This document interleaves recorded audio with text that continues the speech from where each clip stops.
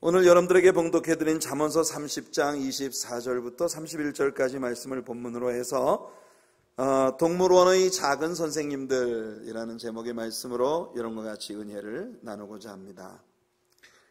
하나님은 오늘 본문 말씀을 통해서 7가지 동물들을 우리에게 제시해 주십니다. 그 중에 첫 번째 그룹은 아주 작지만 지혜로운 동물들의 그룹입니다. 4가지의 작지만 지혜로운 동물들. 두 번째 그룹은 잘 걸으며 위풍 있게 다니는 그런 동물들, 아주 위풍당당한 3가지 동물들입니다.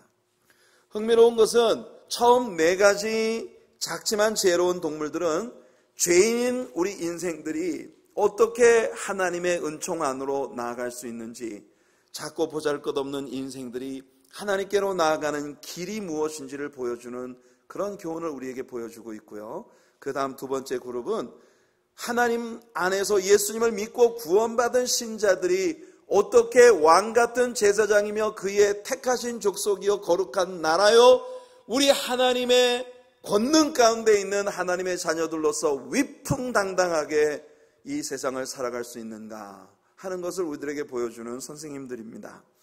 자, 여러분, 오늘 이 말씀을 따라가면서 여러분들이 그리스도 예수 안에서 영원한 안전을 누리는 하나님의 복된 자녀들이 되시기를 원하며 한 걸음 더 나아가 예수 그리스도의 권능의 이름 안에서 왕같은 제사장으로서의 귀한 새로운 직분을 얻게 된 여러분들이 위풍당당하게 어둠으로 가득한 세상을 승리로 살아가는 하나님의 백성들이 되시기를 예수님의 이름으로 축복해 드립니다.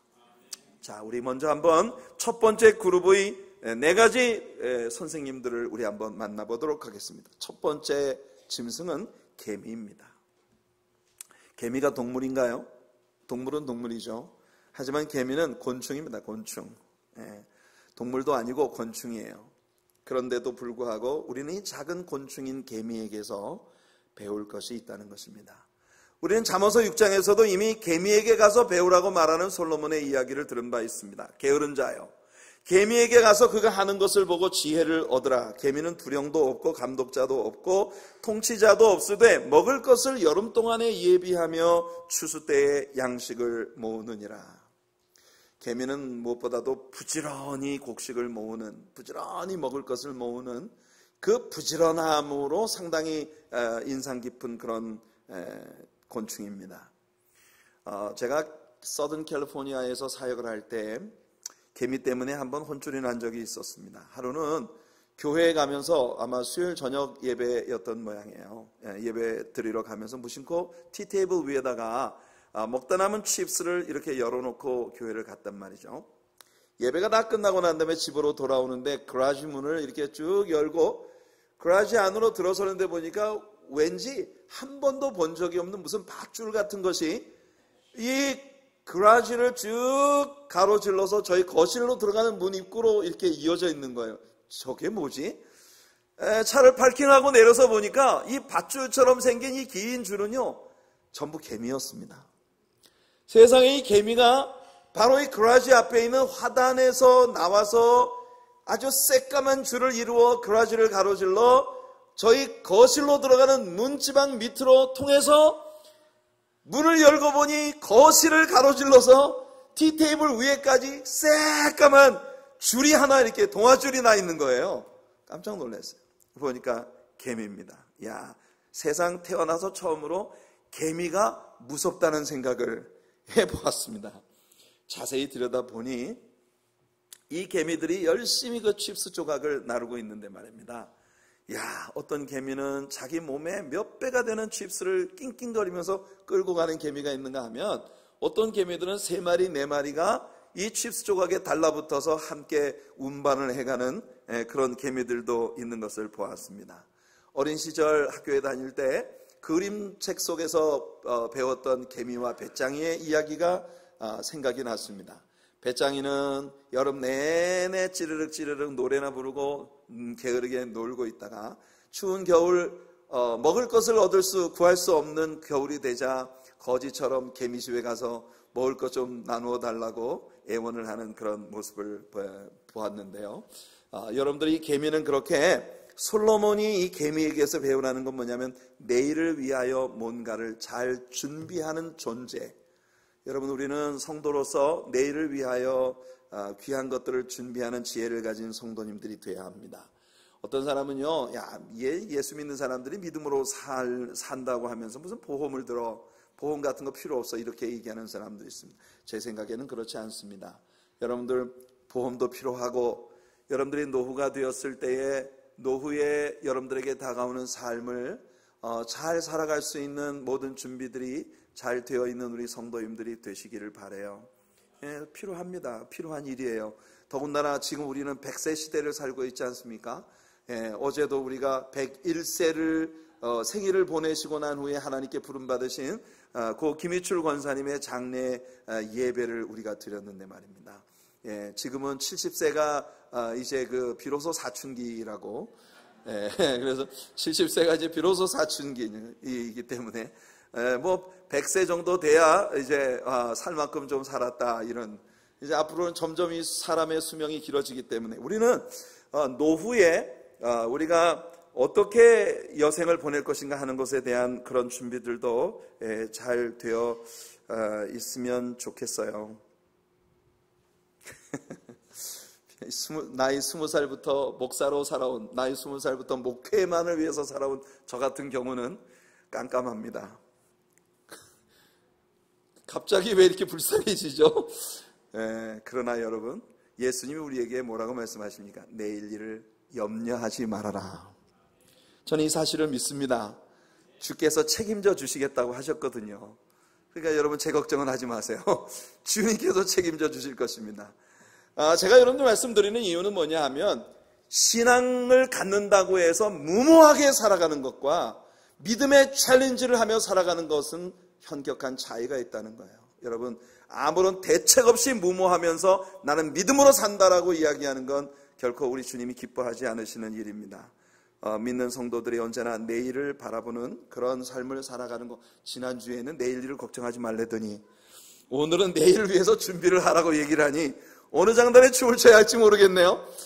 그렇지만 여러분, 우리가 할 수 있는 건 최선을 다해 준비하되, 그러나 우리의 손이 미칠 수 없는 우리 능력 밖의 것들은 하나님이 책임져 주시겠다. 그러니까 하나님께 의탁하라는 것입니다. 근데 사실은 이거보다 더 중요한 게 있죠. 그게 뭐냐? 우리가 이 세상에서 아무리 오래 산다 하더라도 여러분, 사실 우리 존재 자체가 여러분 영위해야 할 eternity, 이 영원이라고 하는 시간의 개념에 비교하면 모세가 시편 90편에서 말했던 것처럼 우리들의 인생이 아주 점 하나 찍어 놓은 것처럼 짧은 것일 뿐이라는 겁니다. 여러분, 우리는 얼마 안 되는 인생 살아가면서도 은퇴를 하고 난 연후에 우리가 어떻게 살아갈 것인가에 대해 많은 고민을 합니다. 여러분, 은퇴 이후에 여러분들의 삶에 대해서 준비하는 것이 몇 년을 위한 준비예요? 길어봤자 20년이에요. 그죠? 길어봤자 20년여 정도 되어지는 그 시간을 어떻게 살 것인가에 대해 얼마나 일평생 동안 여러분들 개미같이 모아서 보험도 들고 적금도 들고 이런저런 은퇴 이후의 일들을 위한 연금을 들기도 하고 이런저런 대책을 세우잖아요. 그러나 진짜 중요한 본질은 뭐냐면 우리가 이 세상에서 살았던 삶이 아침 안개처럼 사라지고 난 후에 우리는 이터니티라고 하는 영원이라고 하는 시간 속으로 들어가게 된다는 거예요. 솔로몬이 우리들에게 계미 선생님을 통해서 배우라고 이야기하는 건 육체 가운데 살아있는 동안 영원을 위한 준비가 되어 있는 사람이 되어야 한다는 것입니다. 여러분, 이 세상에서요, 왕으로 살고 권세를 누리고 엄청난 그런 영화를 누리는 사람들이 있습니다. 램보르기니 같은 그런 제가 자꾸 램보르기니 얘기를 해서, 램보르기니 타는 분들이 죄 짓는 건 아닙니다. 능력이 있으면 타셔도 됩니다. 하지만 뭐 그런 류의 자동차를 타고 뭐 호화로운 저택에서 말이죠, 아니면 또 세상을 떵떵거리면서 하늘나는 새도 떨어뜨릴 것 같은 그런 새도를 누리면서 세상을 살아가는 그런 많은 사람들이 있습니다. 그러나 중요한 건 뭐냐? 이 세상이 끝나고 난 후에 비로소 우리에게 다가오게 될 영원이라는 시간을 어디에서 어떻게 보낼 것인가 하는 준비가 되어 있어야 한다는 것이에요. 로마의 악한 황제였던 헤이드리안이라고 하는 이 하드리안 왕이 죽음에 직면했을 때 그가 이렇게 고백을 했다고 말합니다. No more crown for this head. No more beauty for these eyes. No more music for these ears. And no more food for this stomach of mine. But my soul, oh my soul, what is to become of you?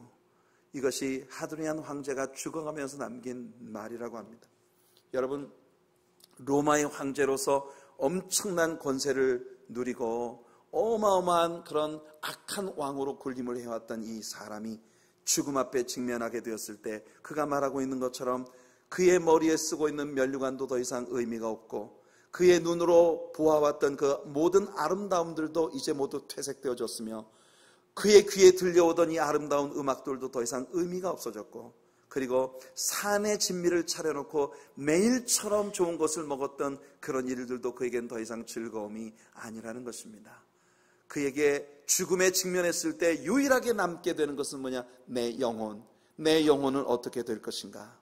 왜냐하면 나의 영은 죽지 않는다고 하는 사실을 죽음에 직면해서야 두려움 가운데서 발견하고 있는 것이죠. 과연 내 영혼은 어떻게 될 것인가? 사랑하는 성도 여러분, 우리 예수님께서는 아주 불의한 청지기를 통해서 지혜를 배우라 말씀하십니다. 불의한 청지기를 통해서 뭘 배우라는 겁니까? 여러분, 한 청지기가 주인의 재산을 맡아가지고 운영을 하면서 비리를 저질렀어요. 그래가지고 많은 사람들에게 이 뇌물을 횡령을 하고, 뇌물을 받아가지고 횡령을 하고 하면서 주인의 재산을 잘못 운영을 했단 말입니다. 이게 주인에게 발각이 됐어요. 그래서 주인이 이 사람을 쫓아내게 되었습니다. 그런데 이 청지기가 자신이 곧 쫓겨나게 될 것이라는 사실을 알게 되자 자기 주인에게 빚진 사람들을 다 불러놓고 그들에게 묻습니다. 당신은 얼마 빚졌어요? 예, 나는 1만 달란트를 빚졌습니다. 그 차용증서 지우고 5천 달란트라고 쓰세요. 반을 깎아주는 거예요. 당신 얼마 빚졌어요? 예, 100데나리온 빚졌습니다. 그래? 50데나리온이라고 쓰시오. 여러분, 이 사람이 막 인심을 베풀어가지고 그 주인의 재산을 축을 내면서 주인에게 빚진 사람들의 빚을 막 탕감해 주는 거예요. 이거 잘하는 거예요? 잘못하는 거예요? 자, 여러분 절대 그러시면 안 됩니다. 그러면 여러분 이거 은팔찌 차고 학교 갑니다. 이거 목사가 사용하는 언어가 이래요 오늘. 여러분 그건 절대 죄악이에요. 절대 그렇게 해서는 안 됩니다. 근데 예수님이 이 사람에게 배우라는 건 뭐예요? 그런 짓을 하라는 걸 배우라는 것이 아닙니다. 그거 뭐냐? 이렇게 불의한 사람마저도 적어도 자신에게 다가올 운명을 미리 예측하고 그런 일이 벌어졌을 때 어떻게 할지를 준비하는 마음 정도는 있었다. 이렇게 불의하는 사람도 내일을 위해 준비할 줄 아는 지혜는 있었는데 하물며 영혼을 바라본다는 성도들이 세상을 어떻게 살아야 하겠느냐 하는 겁니다. 여러분, 이 세상이 전부가 아닙니다. 다가올 영혼을 위해 많은 것을 준비하며 살아가는 성도님들 되시기를 예수님 이름으로 축복해드립니다. 히브리서 9장 27절은 한 번 죽는 것은 사람에게 정해진 것이요 그 후에는 심판이 있을 것이라고 말씀합니다. 이 세상을 살고 난 후에는 하나님 앞에 나아가 우리 각자의 개인적인 삶의 어카운트를 우리 하나님과 함께 살펴보는 그런 시간이 반드시 오게 된다고 말씀하고 있는 것이에요. 먹고 마시고 결혼하고 더 큰 창고를 짓고 이런저런 데 투자를 하여 많은 이득을 보고 그러나 우리는 죽습니다. 그 죽음이 오고 난 후 우리는 하나님 앞에 나아가야 합니다. 그러므로 여러분, 아모스 선지자는 우리들에게 외칩니다. 그러므로 이스라엘아, 내가 이와 같이 내게 행하리라. 내가 이것을 내게 행하리니 이스라엘아, 내 하나님 만나기를 준비하라. O Israel, prepare to meet thy God. 내 하나님 만나기를 준비하라. 사랑하는 성도 여러분, 하나님의 이름으로 일컬어지는 주의 백성된 여러분들이요, 주 하나님 만날 것을 준비하며 살아가는 성도님들 되시기를 축복합니다.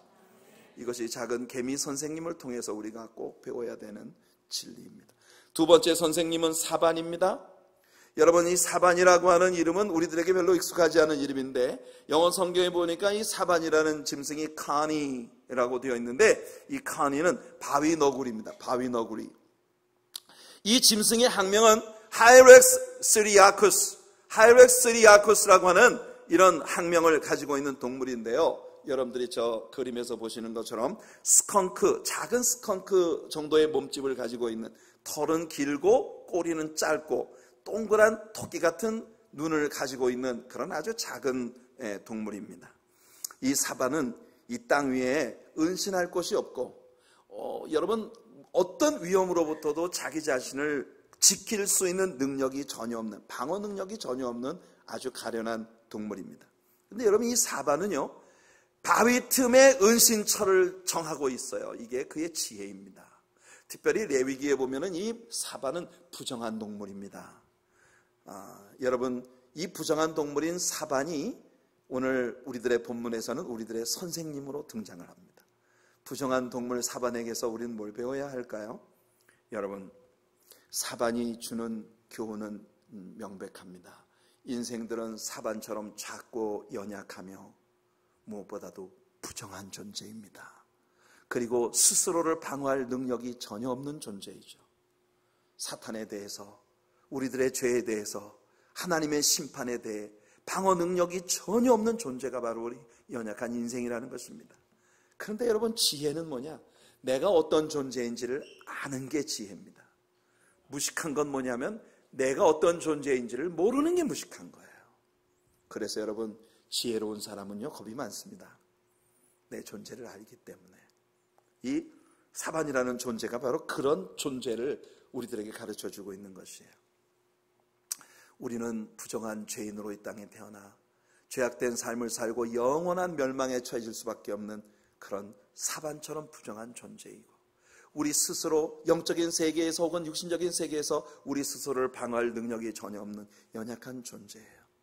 다윗은 시편 61편에서 이렇게 말합니다. 내 마음이 약해질 때에 땅 끝에서부터 주께 부르짖으오리니 나보다 높은 바위에 나를 인도하소서. 다윗이 하나님 앞에 노래하고 있는 이 고백처럼 우리들은 여러분 우리가 사반과 같이 연약한 존재이고 스스로를 방어할 능력이 전혀 없다는 사실을 인정하며 우리의 구원의 반석이 되시는 예수 그리스도께로 피하여 가는 지혜를 가진 우리 성도님들 되시기를 예수님 이름으로 축원해 드립니다. 바울 사도는 다윗이 흠모했던 바로 이 반석, 이스라엘 백성들이 광야에서 우리 주님이 주시는 생수를 마셨던 그 깨어진 반석이 그들을 따르는 그리스도셨다고 그렇게 고린도전서 10장에서 선포하고 있는 것입니다. 예수 그리스도는 여러분들의 구원의 반석입니다. 여러분 스스로가 이 세상에서 스스로 설 수 있다고 믿는 건 어리석은 일이에요. 패망이 창졸간에 이런 사람들에게 덮쳐오게 될 것입니다. 그러나 여러분 진실로 지혜가 있는 사람은 뭐냐? 내가 부정한 존재이고 연약한 존재이고 주님의 도우심이 없으면 한시도 살 수 없는 존재라는 걸 깨닫고, 그리고 바위 틈, 우리 주님의 은밀한 은신처로 피하여 가는 우리 하나님의 백성들이 되시기를 예수님의 이름으로 축원해 드립니다. 그 다음 솔로몬이 우리에게 제시하는 세 번째 선생님은 다시 곤충입니다. 메뚜기 선생님입니다.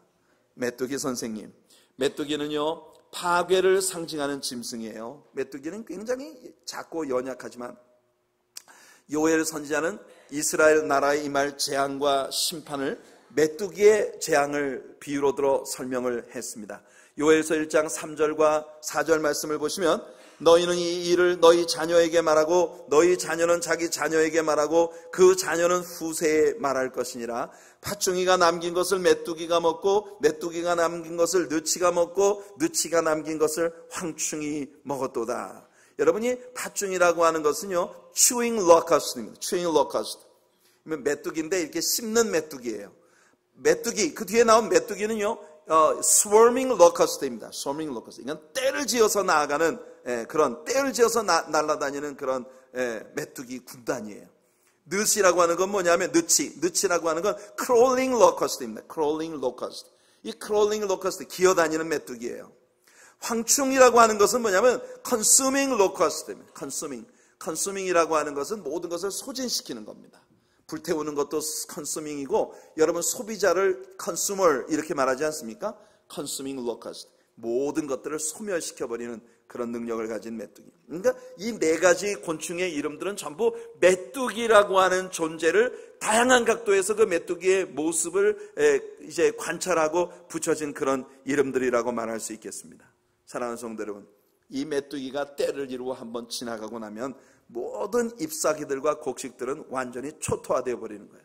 펄벅의 대지에 나오는 그런 메뚜기 떼가 한번 쓸고 지나가면 어마어마한 곡창지대에 그 거대한 곡식을 베어 있었던 그런 알곡들이 완전히 초토화되어 버리는 이런 현상들을 보게 되는 것입니다. 솔로몬은 이 메뚜기 떼들에게는 왕이 없다고 말합니다. 눈으로 볼 수 있는 어떤 왕도 갖고 있지 않지만 마치 어떤 명령에 복종하는 큰 군인들처럼 떼를 지어 일사불란하게 움직이면서 언뜻 보기에 무슨 강력한 명령과 규율에 따라 움직이는 것처럼 아주 규칙적으로 움직여 나아가는 존재가 바로 메뚜기라고 하는 것을 이야기하는 겁니다. 메뚜기는 우리가 우리 죄를 회개하고 하나님의 군대에 들어왔을 때 우리가 제일 먼저 배워야 하는 것이 무엇인지를 보여주는 선생님입니다. 우리는 서로를 존중하고 서로에게 대한 유대를 강하게 하며 우리의 눈에 보이지 않는 하늘에 계신 우리 대장 예수 그리스도에 순종하며 주님이 원하시는 곳으로 무리지어 일사불란하게 사명을 향해 나아가는 그런 결속력을 가진 공동체가 되어야 한다는 걸 우리는 배웁니다. 우리는 야고보서를 통해서 사람의 믿음이 성숙해지면 제일 먼저 나타나는 현상이 옆에 사람이 보이기 시작한다는 것이에요. 믿음이 미성숙할 때는 나밖에 모릅니다. 믿음이 미성숙할 때는 오직 나만 좋으면 되는 거예요. 옆에 사람이 울든지 낙심하든지 절망하든지 아랑곳하지 않고 저 나만 좋으면 내 기분 좋을 대로만 그저 행동하면서 살아가는 거예요. 그러나 우리 믿음이 성숙해지면 사람이 보이기 시작합니다. 내 옆에 상처받은 영혼이 보이고 눈물 짓고 있는 영혼이 보이고 너무 가련하고 힘들어 뭔가 나의 도움이 절실히 필요한 사람들이 보이기 시작하는 거예요. 하나님께서 우리들 모두에게 이런 은혜를 베풀어 주시기를 축복합니다. 그래서 여러분 메뚜기 떼가 이 특별한 임금이 없어도 모두 일사불란하게 움직일 때 어마어마한 파괴력을 가질 수 있는 것처럼 우리 하나님의 사랑교회도 메뚜기 떼처럼 눈에 보이지 않는 우리의 대장 예수 그리스도의 지시에 따라 하나님의 말씀에 순복하면서 서로에 대한 강력한 이 유대감과 사랑으로 하나가 되어 하나님의 위대한 역사로 이 세상의 어둠을 몰아내고 하나님의 진리의 나라를 이 땅에 세우는 강력한 예수 그리스도의 군대가 되어지기를 예수님 이름으로 축복해드립니다. 고린도전서 3장 3절에서 고린도 교회를 향해 바울은 이렇게 말합니다. 너희는 아직도 육신에 속한 자로다. 너희 가운데 시기와 분쟁이 있으니 어찌 육신에 속하여 사람을 따라 행함이 아니리요. 성도 여러분, 육신을 따라 사람의 방식대로 살아갈 때 우리들에게는 시기와 분쟁이 끊임이 없을 것입니다. 오늘날의 교회가 약화되어지는 이유가 뭡니까? 오늘 우리 이경아 장로님 기도 가운데에서 오늘날의 교회가 약화되어져서 당연히 나타내야 할 교회의 주인 되신 예수 그리스도의 영광을 세상에 드러내지 못하는 그런 연유가 무엇인가요? 오늘날 교회 속에는 극도의 이기주의가 들어와서 여러분 정말 옆에 있는 사람이 쓰러지고 넘어지든지 무엇이 어떻게 되든지 나만 잘 되면 되는 이런 이기적인 생각으로 흘러가고 있기 때문입니다. 그러나 여러분 우리 하나님의 사랑교회가 지니고 있는 놀라운 매력은 온 교회가 한 가족처럼 따뜻한 사랑의 결속력으로 하나가 되어 서로를 주의 사랑으로 섬기는 아름다운 공동체가 되어가고 있다는 것이지요. 이번에 상을 당한 우리 홍인옥 권사님의 가정을 위해 온 교우들이 우리 장로님들로부터 모든 성도님들이 사랑으로 하나가 되어 섬겨주는 귀한 모습 속에서 우리는 큰 위안을 받았고, 제가 여러분처럼 아름다운 성도님들을 섬기는 목사라는 것이 얼마나 행복하고 감사한 일인지 저는 이번 장례식을 지내면서 하나님 앞에 큰 감동과 감사를 올려드렸습니다. 그리스도의 피로 구속함 받은 모든 성도들에게 오직 예수님만이 머리가 되십니다. 오직 예수님만이 머리가 되실 때 우리들 모두는 그의 몸의 지체들인 것이죠.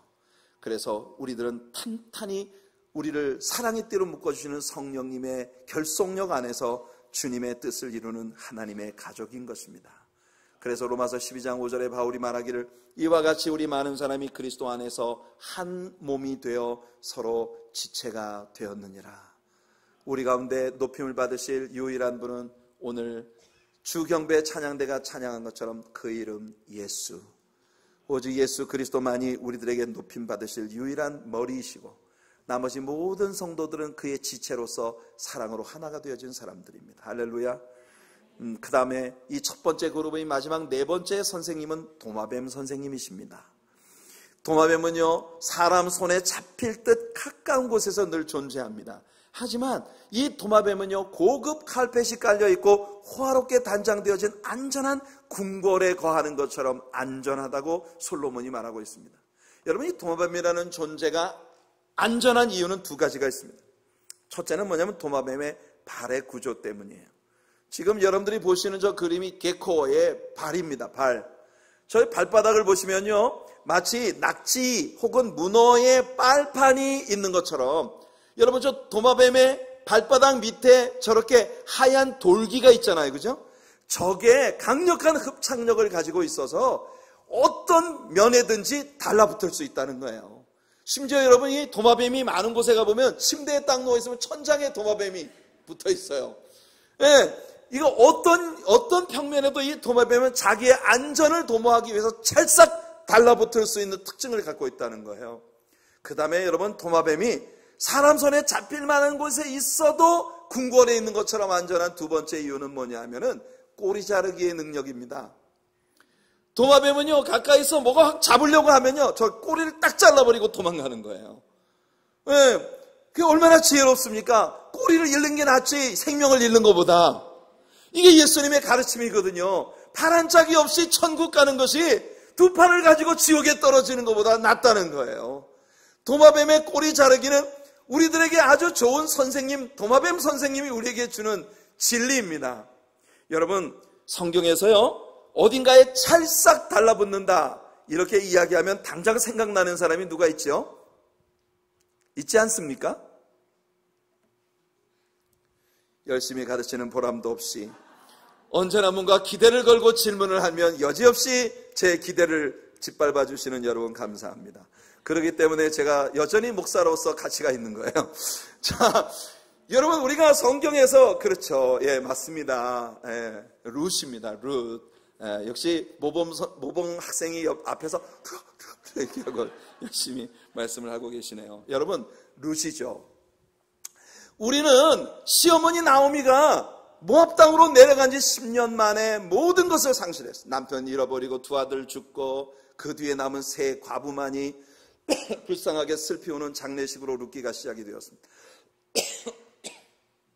Excuse me. 이 세 과부의 슬피우는 장례식으로 시작되어진 룻기에서 모압으로 내려간 지 10년 만에 그들이 떠났던 베들레헴 땅에 하나님이 풍년을 주셨다는 소문이 들려옵니다. 그러자 나오미는 돌아가야 되겠다, 이제라도 돌아가야 되겠다 결정을 하죠. 그래서 두 며느리들을 데리고 베들레헴으로 가다가 생각을 해보니, 야, 이게 뭔 망신이야? 내가 베들레헴을 떠날 때는 그래도 나의 이름이 나오미였는데, 나오미, my sweetness, 여러분 귀부인이었단 말입니다. 그 재산 정리하고 돈 다 챙겨가지고 모압으로 이민 간다 그러니까 베들레헴에 있는 사람들이 얼마나 부러웠겠어요 그때 당시에. 그래가지고 많은 사람의 부러움을 사면서 모압으로 내려왔는데 세상에 모압 땅에 내려온 지 10년 만에 모든 걸 상실하고 피폐하게 되어져서 여러분 모압 사람은요 10대만 아니라 영원히 이스라엘 사람이 될 수 없다고 하나님이 규정하신 종족입니다. 그런데 그 하나님이 그토록 싫어하시는 모압 땅에서 며느리 둘을 얻어가지고 혹덩이처럼 달고 베들레헴으로 돌아오는 자신의 모습이 철량에 그지없어요. 그래서 나오미는 띄워놓고 가야 되겠다 생각한 겁니다. 그래서 베들레헴 국경쯤 갔을 때 이 며느리들 돌아보고 말합니다. 얘들아, 내가 이렇게 무자비하게 너희들을 데리고 베들레헴으로 가서야 되겠냐. 정말 자애로운 시어머니처럼 말하죠. 얘들아, 너희들은 나를 따라와봤자 희망이 없다. 집으로 돌아가서 엄마 집에 가서 다시 시집가서 좋은 남편 만나서 행복하게 잘 살아라.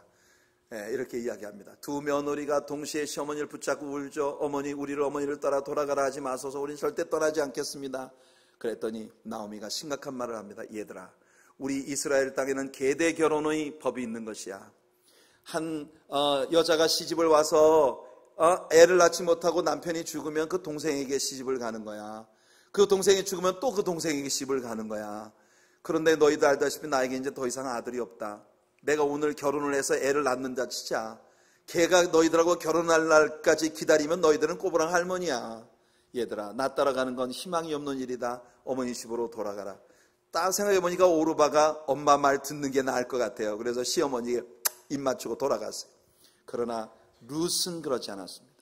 어머님 가시는 곳에 나도 가고, 어머님 죽어 유숙하시는 곳에 어머님 유숙하시는 곳에 나도 유숙하고, 어머님 죽어 장사 지내는 곳에 나도 죽어 장사될 것입니다. 야, 여기까지 보면 이스라엘파 효녀 심청전이에요. 근데 진짜 룻의 욕심은 뭐였냐?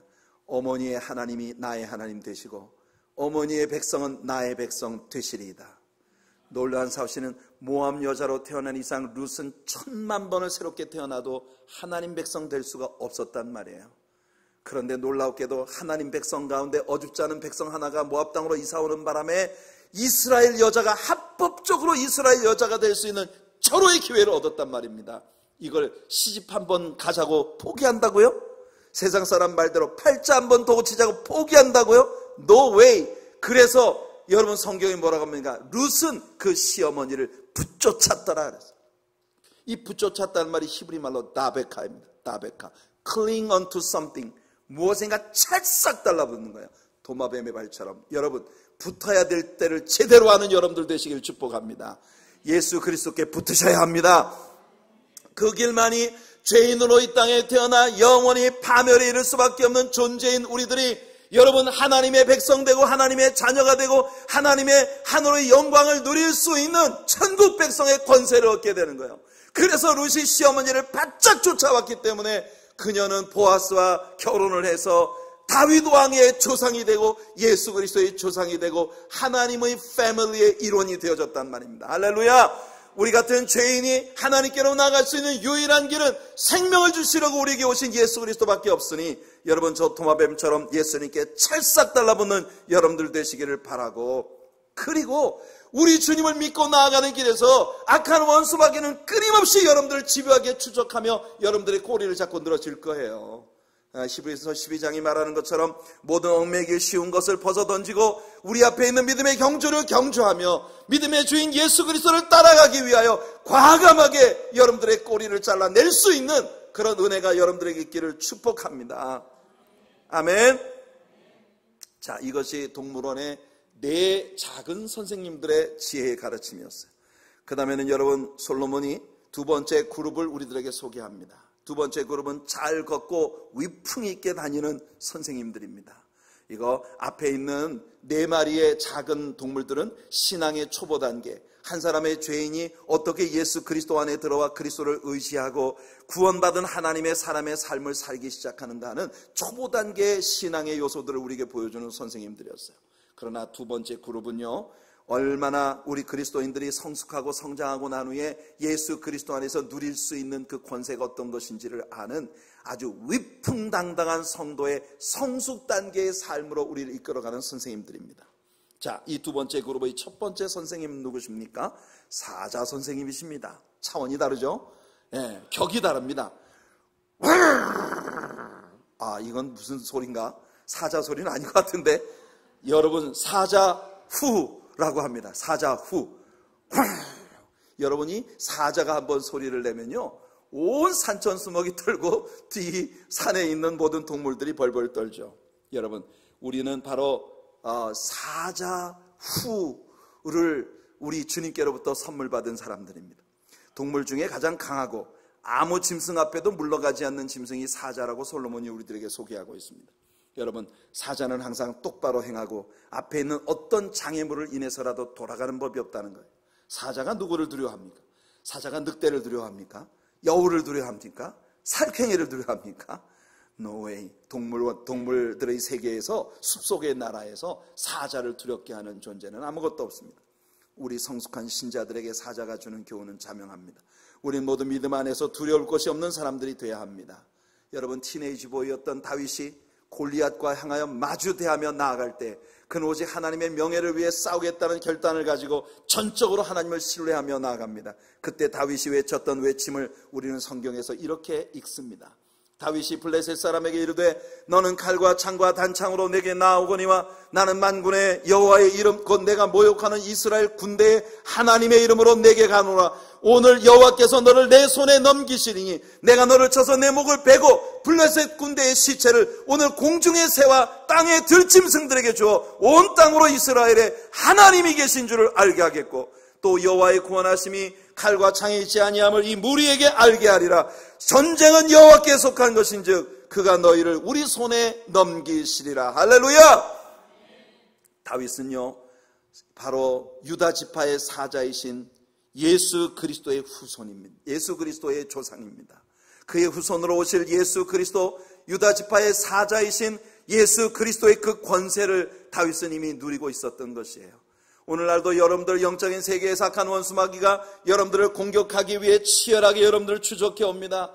그러나 여러분, 우리 하나님께서 여러분 우리의 유다 지파의 사자이신 예수 그리스도를 통해 우리에게 승리를 가져다 주십니다. 내 원수의 목전에서 내게 상을 차려주시고 기름으로 내 머리에 바르셨으니 내 잔이 넘치나이다. 여러분들을 쫓아오던 악한 원수 마귀는 그야말로 닥쳤던 개 지붕 쳐다보는 것처럼 혀를 끌끌 차며 여러분들을 놓쳐버린 한탄에 빠질 것이에요. 여러분들은 그리스도 안에서 승리했습니다. 할렐루야. 그래서 예수님도 몸은 죽여도 영혼은 능히 죽이지 못하는 자들을 두려워하지 말고 오직 몸과 영혼을 능히 지옥에 멸하실 수 있는 그분을 두려워해라. 하나님 한 분만 두려워하면 이 세상에 그 무엇도 두려워할 것이 없는 사자 같은 하나님의 자녀들이 되는 것이에요. 바울 사도도 예수 그리스도를 만난 후 그에게 주어진 사명에 불타는 열정으로 가득한 삶을 살며 그는 그의 인생의 마지막 노정인 줄 알면서 예루살렘을 향해 올라가며 여러분 이렇게 선포합니다. 내가 달려갈 길과 주 예수께 받은 사명 곧 하나님의 은혜의 복음 증거하는 일을 마치려 하면은 나의 생명조차 조금도 귀한 것으로 여기지 아니하노라. 여러분이 사자를 통하여 바로 이렇게 사자후를 가진 산천수목을 떨게 하는 왕같은 제사장으로서의 하나님 백성의 위용을 가지는 우리 성도님들 되시기를 축복합니다. 우리 신앙의 성숙 단계를 이끌어주는 두 번째 그룹의 두 번째 선생님은 사냥개입니다. 사냥개. 여러분 우리말에 사냥개라고 나온 이 단어가 킹제임스 버전에 보니까 그레이하운드입니다. 그레이하운드. 여러분 그레이하운드 하면 뭐가 생각나요? 고속버스 생각나죠. 고속버스.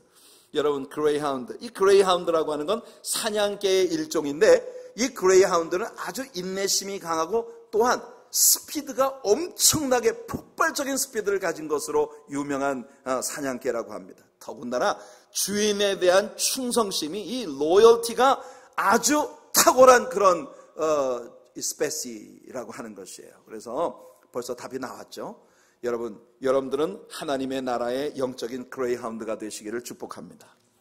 그 그레이하운드는 두 가지예요. 파괴적인 스피드와 그 다음에 주인에 대한 충성심. 여러분들의 구주 되신 예수 그리스도께 대한 말할 수 없는 충성심으로 달려가는 우리 성도님들 되시기를 바랍니다. 그래서 히브리서 12장에 이러므로 우리에게 구름같이 둘러싼 허다한 증인들이 있으니 모든 무거운 것과 얽매기 쉬운 죄를 벗어버리고 인내로서 우리 앞에 당한 경주를 하며 믿음의 주요 또 온전케 하시는 이니 예수를 바라보자. 그는 그 앞에 있는 기쁨을 위하여 십자가를 참으사 부끄러움을 개의치 아니하시더니 하나님 보좌 우편에 앉으셨느니라. 히브리서 기자는 우리들에게 예수님을 이렇게 소개합니다. Jesus, the author and the finisher of our faith. 우리들의 믿음의 시작도 예수님이고 우리의 믿음의 마침도 예수님이십니다. 오직 예수님 한 분께 충성을 맹세하고 파괴적인 스피드로 주님이 명령하시면 곧장 일어나 달려갈 수 있는 이런 영적인 그레이하운드들이 되시기를 예수님 이름으로 축복해드립니다. 마지막으로 두 번째 그룹의 마지막 선생님입니다. 놀랍게도 수염소 선생님이 위풍당당한 선생님들 중에 한 분으로 리스트업이 되어 있어요. 수염소가 뭘 그렇게 우리에게 위풍당당한 걸 가르쳐 줄 수 있을까? 여러분들은 아십니까? 여러분 수염소 하면 제일 먼저 생각나는 게 혹시 뭔가요? 그죠? 많은 사람들이 흑염소 탕을 생각합니다. 여러분 그렇죠. 영양탕입니다. 영양탕. 이 영양탕. 이 수염소 하면 생각나는 게 영양탕이지만 사실 여기서 솔로몬이 우리에게 가르쳐주는 건 영양탕의 교훈이 아니라 여러분이 수염소라고 하는 동물은 말입니다.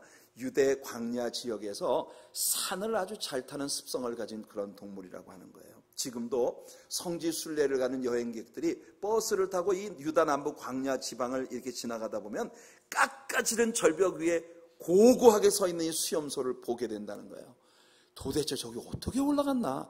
사람도 올라가기 어려운 그 깎아지는 절벽 꼭대기 위에 이 염소가 올라가서 서 있는 모습을 보면 정말 이 절벽 꼭대기로 뛰어오르는 그 능력이 얼마나 탁월한지 놀라울 정도라는 것입니다. 신자들에게는 유다의 광야시대처럼 고난과 환난이 종종 다가옵니다. 우리는 야고보서를 통해 신자의 믿음은 언젠가는 반드시 시험된다는 걸 배웠습니다. 왜냐하면 시험이라고 하는 건 곧 approval, trying equals approval. 여러분, 어떤 것을 테스트한다는 건요, 승인을 위한 것이에요. 우리가 믿음을 갖고 있다면 우리의 믿음은 반드시 테스트를 해보아야 합니다. 그래야 우리 믿음이 진짜인지 가짜인지 증명이 되어지는 것이에요. 모든 시험들을 통과한 후에 우리는 하나님의 마음에 합한 자들로 승인을 받게 되어지는 것이에요. 그런데 그렇기 때문에 우리는 시험이 다가올 때 기뻐해야 합니다. 고린도후서 4장에서 바울 사도는 선포합니다. 우리가 사방으로 우겨쌈을 당하여도 쌓이지 아니하며 거꾸로 때림을 당하여도 망하지 아니하며 핍박을 받아도 우리는 절대로 패배하지 않는 자들이다. 왜냐하면 예수 그리스도의 죽으심을 우리 몸에 짊어지고 사는 자들이기 때문에, 우리를 위해 죽으신 예수 그리스도의 그 고난을 우리는 알기 때문에 어떠한 시험과 박해와 어려움이 우리에게 다가와도 우리는 승리할 수 있는 주의 백성들이라는 겁니다. 사랑하는 성도 여러분, 우리가 고난을 받을 때 그 고난은 우리를 멋진 하나님의 작품으로 만들어가고 계시는 것입니다. 언젠가 우리 하나님께서 그 작품을 우리의 눈앞에 드러내 주실 때, 바로 이것 때문에 하나님께서 나에게 이런 시련의 삶을 주셨구나 하는 걸 우리는 반드시 보게 될 것이에요. 그래서 여러분, 시험들은 도리어 우리를 높은 곳으로 오르게 하는 하나님의 축복의 계단입니다. 한 가지 시험에서 떨어지면 우리는 한참 지난 후 그 시험 또 봐야 됩니다. 그러니 여러분들에게 다가오는 모든 시련과 환난들을 믿음으로 잘 극복하고 난 후에 점점 더 높은 곳으로 날아오르는 여러분들 되시길 예수님 이름으로 축복해드립니다. 오늘 우리가 두나미스 프레이즈 밴드와 함께 저 높은 곳을 향하여 날마다 나아갑니다. 우리 하나님 앞에 찬양을 불렀습니다. 예수 그리스도 안에서 날마다 높은 곳으로 날아오르는 저와 여러분들이 되기를 축복합니다. 하박국의 노래를 마지막으로 들려드립니다. 비록 무화과 나무가 무성치 못하며 포도나무에 열매가 없으며 감람나무에 소출이 없으며 밭에 먹을 것이 없으며 우리의 양이 없으며 외양간에 소가 없을지라도 나는 여호와로 말미암아 즐거워하며 나의 구원의 하나님으로 말미암아 기뻐하리로다. 주 여호와는 나의 힘이시라. 나의 발을 사슴과 같게 하사 나를 나의 높은 곳으로 다니게 하시리로다. 할렐루야. 오늘 하박국 선지자의 이 노래가 저와 여러분들의 노래가 되기를 예수님 이름으로 축원해 드립니다. 우리는 두 그룹의 선생님들을 보았습니다. 첫째 그룹은 초보 신자들의 단계들을 위한 선생님이었고, 둘째 그룹은 성숙 단계 신자들을 위한 선생님들이었습니다. 초보 단계의 선생님들 중에는 개미가 있었고 바위 너구리가 있었고 메뚜기가 있었고 도마뱀이 있습니다. 이들은 영혼을 준비하는 사람이 되어야 한다는 걸 우리에게 일깨워주는 선생님들입니다. 오직 예수 그리스도 안으로 들어가는 것만이 우리가 구원을 받은 유일한 길이고 우리가 영원한 안전을 누릴 수 있는 길이라는 걸 가르쳐주죠. 그렇게 구원받은 우리 신자들이 성숙하게 되어 위풍당당한 신자로 살아가는 법을 가르치는 세 선생님들이 있었습니다. 사자, 그레이하운드, 그리고 수염소입니다. 우리는 사자처럼 강하고 담대하게 진리의 길을 곧바로 따라가야 하고, 그레이하운드처럼 인내와 충성심으로 믿음의 경주를 경주해야 하며, 나아가 수염소처럼 높은 곳에 뛰어오를 수 있는 험준한 시험의 산악을 뛰어넘을 수 있는 믿음의 사람들로 서게 되기를 예수님의 이름으로 축원해 드립니다.